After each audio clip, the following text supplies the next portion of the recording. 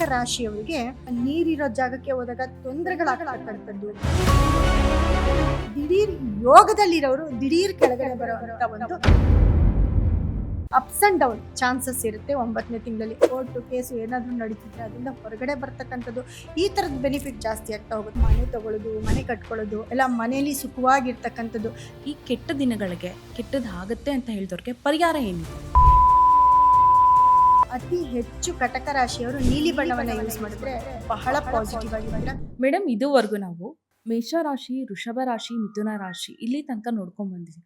So ಇನ್ನ ಮುಂದೆ ಬರುವಂತ ರಾಶಿ ಸೆಪ್ಟೆಂಬರ್ ತಿಂಗಳಲ್ಲಿ ಕಟಕ ರಾಶಿಯಲ್ಲಿ ಬರುವಂತಹ ಪುಷ್ಯ ನಕ್ಷತ್ರ, ಆಶ್ಲೇಷ ನಕ್ಷತ್ರ, ಪುನರ್ವಸು ನಕ್ಷತ್ರಗಳ ರಾಶಿ ಭವಿಷ್ಯ ಸೆಪ್ಟೆಂಬರ್ ಮಾಸದಲ್ಲಿ ಹೇಗಿದೆ? ಕಟಕ ರಾಶಿಯ ಸೆಪ್ಟೆಂಬರ್ ತಿಂಗಳ ಮಾಸ ಭವಿಷ್ಯದಲ್ಲಿ ನೋಡಿ, ಅದರಲ್ಲಿ ಪುನರ್ವಸು ನಕ್ಷತ್ರ ಅಂತ ಬಂದಾಗ ಗುರುವಿನ ನಕ್ಷತ್ರ ಆಗುತ್ತೆ. ಪುನರ್ವಸು ನಕ್ಷತ್ರ 4ನೇ ಪದ ನಮಗೆ ಕಟಕ ರಾಶಿಯಲ್ಲಿ ಬರುತ್ತೆ. ಪುಷ್ಯ ನಕ್ಷತ್ರದ 1, 2, 3, 4 ಪದಗಳು ಕೂಡ ಕಟಕ ರಾಶಿಯಲ್ಲಿ ಬರುತ್ತೆ. ಅದೇ ರೀತಿ ಆಶ್ಲೇಷ ನಕ್ಷತ್ರದ 1, 2, 3, 4 ಪದಗಳು ಕೂಡ ಕಟಕ ರಾಶಿಯಲ್ಲಿ ಬರುತ್ತೆ.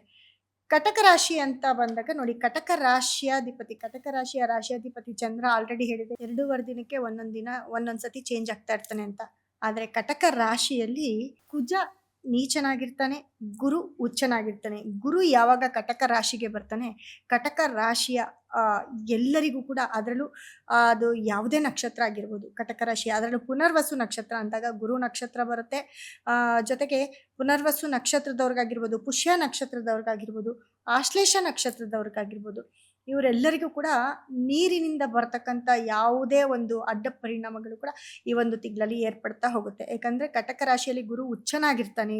ಹಾಗಾಗಿ ಪುನರ್ವಸು ನಕ್ಷತ್ರದವರಿಗೆ ಬಹಳಷ್ಟು ಅಂತ ಹೇಳ್ಬೋದು.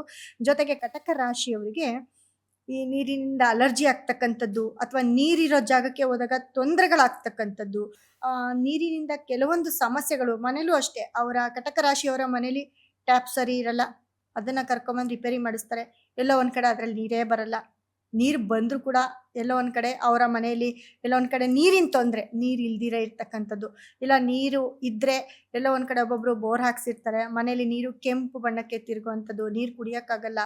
ನೀರಿನಿಂದ ಅನೇಕ ಸಮಸ್ಯೆಗಳು, ಸಣ್ಣ ಪುಟ್ಟ ಸಮಸ್ಯೆಗಳು ಬರ್ತಾ ಇರುತ್ತೆ.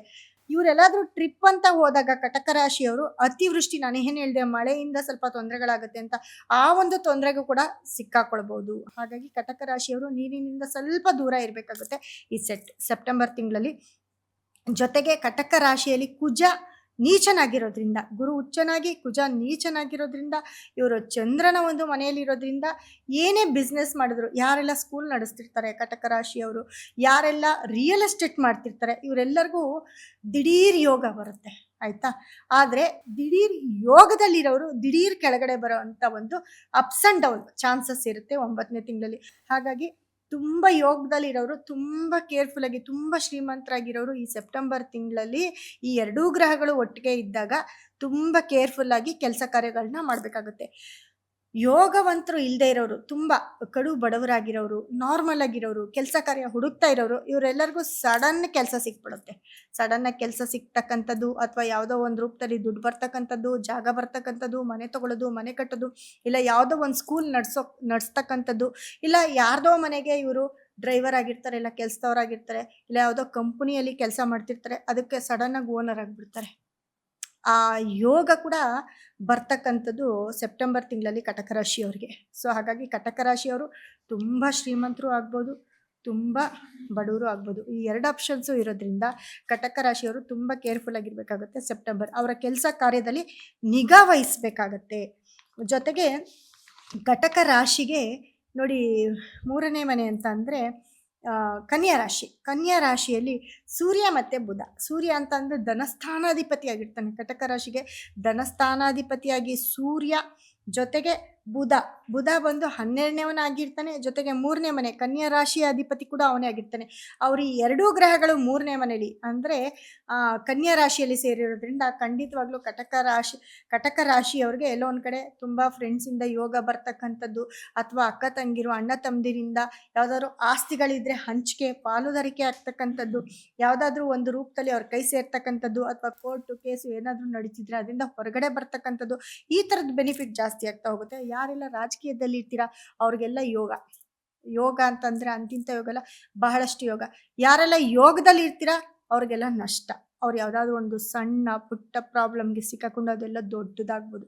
ಯಾಕಂದ್ರೆ ಆಲ್ರೆಡಿ ನನ್ನ ಪ್ರಕಾರ ಕಟಕ ರಾಶಿ ಕಟಕ ಲಗ್ನದವರೇ ಈ ಒಂದು ಟೈಮಲ್ಲಿ CM ಆಗ್ತಕ್ಕಂಥದ್ದು, ಮಿನಿಸ್ಟ್ರಿಗಳಾಗ್ತಕ್ಕಂಥದ್ದು ಇದನ್ನೆಲ್ಲ ನೋಡ್ತಾನೆ ಇದ್ದಾರೆ. ಅಂದರೆ ಯೋಗದ ಒಂದು ರಾಶಿ ಲಗ್ನ ಕಟಕ ರಾಶಿ ಆಗಿರುತ್ತೆ.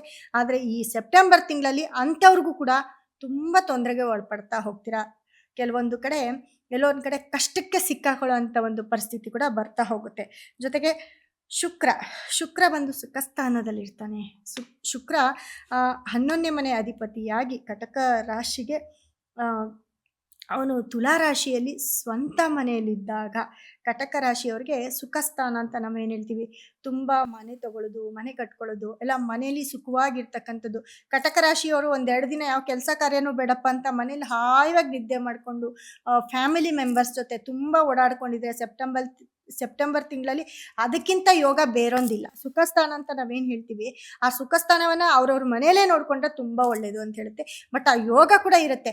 ಈ ಸೆಪ್ಟೆಂಬರ್ ತಿಂಗಳಲ್ಲಿ ಇಲ್ಲ ಅಂದ್ರೂ 1 ವಾರ ಆದರೂ ನೀವು ಮನೆಯವ್ರ ಜೊತೆ ಸ್ಪೆಂಡ್ ಮಾಡ್ತೀರಾ ಅಂತ ಹೇಳುತ್ತೆ. ನೀವು ಹೇಳಿದ್ರಿ ಈ ಕಟಕ ರಾಶಿಯವರಿಗೆ ಒಳ್ಳೇದಾಗೋದು ಉಂಟು, ಕೆಟ್ಟದಾಗೋದು, ನೀರಿಂದ ತೊಂದರೆ ಇದೆ ಅಂತ ಹೇಳಿದ್ರಿ. ಆ್ಯಂಡ್ ತುಂಬ ಮೇಲಿದ್ದವನು ಕೆಳಗೆ ಬರೋ ಚಾನ್ಸಸ್ ಇದೆ ಅಂತಲೂ ಹೇಳಿದ್ರಿ, ಕೆಳಗಿದ್ದವನು ಮೇಲೆ ಹೋಗೋ ಚಾನ್ಸಸ್. ಈ ಕೆಟ್ಟ ದಿನಗಳಿಗೆ ಕೆಟ್ಟದಾಗುತ್ತೆ ಅಂತ ಹೇಳಿದವ್ರಿಗೆ ಪರಿಹಾರ ಏನಿದೆ? ನೋಡಿ, ಕಟಕ ರಾಶಿಯವರಿಗೆ ಪರಿಹಾರ ಹೇಳ್ತೀನಿ. ಯಾಕಂದ್ರೆ ಅದಕ್ಕೂ ಮುಂಚೆ ಕಟಕ ರಾಶಿಗೆ 8ನೇ ಮನೆಯಲ್ಲಿ ರಾಹು ಬರ್ತಾನೆ. ಅದೇ ರೀತಿ 9ನೇ ಮನೆ ಅಂತ ಬಂದಾಗ ಮೀನರಾಶಿಯಲ್ಲಿ ಶನಿ ಬರ್ತಾನೆ. ಅದರಲ್ಲೂ ಶನಿಯ ಒಂದು ದೃಷ್ಟಿ ಲಾಭ ಸ್ಥಾನಕ್ಕೆ ಬೀಳ್ತಾ ಹೋಗುತ್ತೆ. 11ನೇ ಮನೆಗೆ ಶನಿಯ ದೃಷ್ಟಿ ಬೀಳ್ತಾ ಹೋಗುತ್ತೆ. ಹಾಗಾಗಿ ಕಟಕ ರಾಶಿಯವರಿಗೆ ಈ ರಾಹು 8ನೇ ಮನೆಯಲ್ಲಿ ಇರೋದು ಬಹಳ ತೊಂದರೆಯನ್ನು ಕೊಡ್ತಾನೆ. ಬಹಳ ಕೇರ್ಫುಲ್ ಆಗಿರ್ಬೇಕಾಗುತ್ತೆ. ಆರೋಗ್ಯ ಸಮಸ್ಯೆ ಆಗಿರ್ಬೋದು, ಪ್ರಯಾಣದ ವಿಚಾರದಲ್ಲಿ ಆಗಿರ್ಬೋದು, ಈ ಅಪಘಾತಗಳಾಗುವಂಥ ಚಾನ್ಸಸ್ ಹೆಚ್ಚಿರುತ್ತೆ. ಹಾಗಾಗಿ ಕಟಕ ರಾಶಿಯವರು ಅತಿ ಹೆಚ್ಚು ಚಂದ್ರನನ್ನು ಆರಾಧಿಸಬೇಕಾಗತ್ತೆ. ಚಂದ್ರನಿಗೆ ಸಂಬಂಧಪಟ್ಟಂತಹ ಶಿವನ ಟೆಂಪಲ್ ಆಗಿರ್ಬೋದು. ನೋಡಿ, ಶಿವನ್ ಟೆಂಪಲ್ಲು ಅಂತ ಅಂದರೆ ಈ ಒಂದು ಸೆಪ್ಟೆಂಬರ್ ತಿಂಗಳಲ್ಲಿ ಅತಿ ಹೆಚ್ಚು ಶಿವನ ಮಗನೇ ವಿನಾಯಕ. ಯಾಕಂದರೆ ನಾನು ಹೇಳಿದ್ದೆ, ಈ ಗಣಪತಿ ಹಬ್ಬ ಬರ್ತಕ್ಕಂಥ ಒಂದು ತಿಂಗಳು ಇದಾಗಿರೋದ್ರಿಂದ ಗೌರಿ ಮತ್ತು ಗಣೇಶ ಇಬ್ಬರು ಒಂದಾಗಿರ್ತಾರೆ. ಆದರೆ ಇಲ್ಲಿ ಬೇರೆ ಆಗಿರ್ತಕ್ಕಂಥವನು ಶಿವ. ಆ ಗಣೇಶನ ಒಂದು ತಂದೆ ಅಂತ ಏನು ಅನ್ನಿಸ್ಕೊಂಡಿರ್ತಾರೆ, ಆ ಶಿವ ಬೇರೆ ಆಗಿರ್ತಾರೆ. ಯಾಕಂದರೆ ಗಣೇಶನ ಹಬ್ಬದ ಇತಿಹಾಸ ಆಲ್ರೆಡಿ ನೀವು ಕೇಳಿರ್ತೀರ. ಹಾಗಾಗಿ ಗೌರಿ ಗಣೇಶ ಒಟ್ಟಿಗೆ ಇದ್ದು ಶಿವನ ಒಂದು ಅನುಪಸ್ಥಿತಿ ಅಲ್ಲಿರೋದಿಲ್ಲ. ಹಾಗಾಗಿ ಕಟಕ ರಾಶಿಯವರು ಈ ಸೆಪ್ಟೆಂಬರ್ ತಿಂಗಳಲ್ಲಿ ಶಿವನ ಆರಾಧನೆಯನ್ನು ತುಂಬ ಮಾಡಬೇಕಾಗುತ್ತೆ. ನಿಮ್ಮ ಅಕ್ಕಪಕ್ಕ ಆಗಿರ್ಬೋದು, ಅಥವಾ ನೋಡಿ ಇವಾಗೆಲ್ಲ ಈ ಟೈಮಲ್ಲಿ ಈ ಮುರುಡೇಶ್ವರ ಅಂತ ನಾವು ಏನು ಹೇಳ್ತೀವಿ, ಮಂಗಳೂರಲ್ಲಿ ಬರ್ತಕ್ಕಂಥ ಮುರುಡೇಶ್ವರನ ಶಿವನ ಟೆಂಪಲಲ್ಲಿ ಬಹಳ ಪಾಸಿಟಿವ್ ಇರುತ್ತೆ. ಸೊ ಅಲ್ಲಿ ಎಲ್ಲೋ ಹೋಗಿ ಒಂದು ಕಡೆ ಆ ಒಂದು ಟೆಂಪಲಲ್ಲಿ ಅಭಿಷೇಕ ಮಾಡ್ತಕ್ಕಂಥದ್ದು, ಅಥವಾ ನಿಮ್ಮ ಸುತ್ತಮುತ್ತಲ ಶಿವನ ಟೆಂಪಲಲ್ಲಿ, ಸೋಮೇಶ್ವರನ ಒಂದು ಟೆಂಪಲಲ್ಲಿ ಅಭಿಷೇಕಕ್ಕೆ ಕೊಡ್ತಕ್ಕಂಥದ್ದು, ಅದರಲ್ಲೂ ಸೋಮವಾರ ಕೊಟ್ಟರೆ ತುಂಬ ಒಳ್ಳೆಯದಾಗುತ್ತೆ. ಕಟಕ ರಾಶಿಯವರು ಹಾಲಭಿಷೇಕವನ್ನು ಮಾಡಿಸ್ತಾ ಬಂದರೆ ಇದು ಯೋಗದ ಜೊತೆ ಕೆಲವೊಂದು ಕಷ್ಟ ನಷ್ಟಗಳ ಪರಿಹಾರ ಕೂಡ ಆಗ್ತಾ ಹೋಗುತ್ತೆ. ಮತ್ತು ಅತಿ ಹೆಚ್ಚು ಚಂದ್ರನನ್ನು ನೋಡೇ ಮಲಗಬೇಕಾಗತ್ತೆ ಕಟಕ ರಾಶಿಯವರು. ಸಂಜೆ ಹೊತ್ತು ಅಥವಾ ರಾತ್ರಿ ಹೊತ್ತು ನೀವು ಮಲಗಬೇಕಾದ್ರೆ ಒಂದು ಸತಿ ಚಂದ್ರನನ್ನು ನೋಡಿ ನಮಸ್ಕಾರ ಮಾಡಿ. ಮತ್ತು ಅಕ್ಕಿಯಿಂದ ಮಾಡ್ತಕ್ಕಂಥ ಮೊಸರನ್ನವನ್ನು ಅತಿ ಹೆಚ್ಚು ನೀವು ಊಟ ಮಾಡ್ತಾ ಇದ್ರೆ ತುಂಬ ನಿಮ್ಮ ಆರೋಗ್ಯಕ್ಕೂ ಕೂಡ ಯಾವುದೇ ಹಾನಿ ಆಗ್ತಾ ಇರೋದಿಲ್ಲ. ಯಾಕಂದರೆ ಆರೋಗ್ಯ ಸಮಸ್ಯೆ ಬರುತ್ತೆ ಅಂತ ಹೇಳಿದೆ. ಯಾವ ಬಣ್ಣವನ್ನು ಯೂಸ್ ಮಾಡಬೇಕು ಈ ತಿಂಗಳಲ್ಲಿ, ಮತ್ತು ನಿಮ್ಮ ಯಾವ ಒಂದು ಸ್ಟೋನ್ನ ಯೂಸ್ ಮಾಡಬೇಕಾಗುತ್ತೆ? ಕಟಕ ರಾಶಿಯವರು ಈ ತಿಂಗಳಲ್ಲಿ ಬಣ್ಣ ಅಂತ ಬಂದಾಗ ಅತಿ ಹೆಚ್ಚು ಕಟಕ ರಾಶಿಯವರು ನೀಲಿ ಬಣ್ಣವನ್ನು ಯೂಸ್ ಮಾಡಿದ್ರೆ ಬಹಳ ಪಾಸಿಟಿವ್ ಆಗಿರ್ತೀರ. ಜೊತೆಗೆ ಬಿಳಿ ಬಣ್ಣವನ್ನು ಕೂಡ ಆ್ಯಡ್ ಮಾಡ್ಕೊಳ್ಬೇಕಾಗತ್ತೆ. ಅದರ ಜೊತೆಗೆ ನಮ್ಮ ಸ್ಟೋನ್ ಅಂತ ಬಂದಾಗ ಚಂದ್ರನಿಗೆ ಸಂಬಂಧಪಟ್ಟಂಥ ಒಂದು ಸ್ಟೋನನ್ನು ಯೂಸ್ ಮಾಡ್ಬೋದು. ಅದರ ಬ್ರೇಸ್ಲೆಟ್ ಆಗಿರ್ಬೋದು ಅಥವಾ ಅದರ ಡಾಲರ್ ಆಗಿರ್ಬೋದು, ಅದನ್ನು ಯೂಸ್ ಮಾಡಿದ್ರೆ ಬಹಳಷ್ಟು ಪಾಸಿಟಿವ್ ಆಗಿರ್ತೀರ. ಜೊತೆಗೆ ಕಟಕ ರಾಶಿಯವರು ನಾವು ಕೊಡುವಂಥ ಕುಬೇರನ ಒಂದು ಸ್ಟೋನನ್ನು ಅವರ ಜೊತೆ ಇಟ್ಕೊಂಡ್ರೆ, ಅವರ ಪರ್ಸಲ್ಲಿ ಇಟ್ಕೊಳ್ಳೋದು, ಅಥವಾ ಅವರ ತಲೆ ಹತ್ರ ಅಂದರೆ ಅವ್ರು ಮಲಗೋ ಜಾಗದಲ್ಲಿ ಇಟ್ಕೊಳ್ಳೋದು, ಈ ಥರ ಒಂದು ಕುಬೇರನ ಒಂದು ಸ್ಟೋನ್ ಯೂಸ್ ಮಾಡಿದ್ರು ಬಹಳ ಕುಬೇರವಂತರಾಗಿರ್ತೀರ. ಅದ್ರ ಜೊತೆ ಗುರುಗೆ ಸಂಬಂಧಪಟ್ಟಂಥ ಒಂದು ಸಣ್ಣ ಪುಟ್ಟ ಸ್ಟೋನು ಬ್ರೇಸ್ಲೆಟನ್ನು ಸದಾ ನಿಮ್ಮ ಜೊತೆ ಇಟ್ಕೊಂಡ್ರೆ, ಯಾಕಂದರೆ ಗುರು ಉಚ್ಚನಾಗಿರೋದ್ರಿಂದ ಬರೋ ಅಂತಹ ಒಂದು ಕೆಲವೊಂದು ತೊಂದರೆಗಳನ್ನ, ಅಪಾಯಗಳನ್ನ ತಡೆ ಹಿಡಿಬೋದು ಅಂತ ಹೇಳ್ತೀನಿ.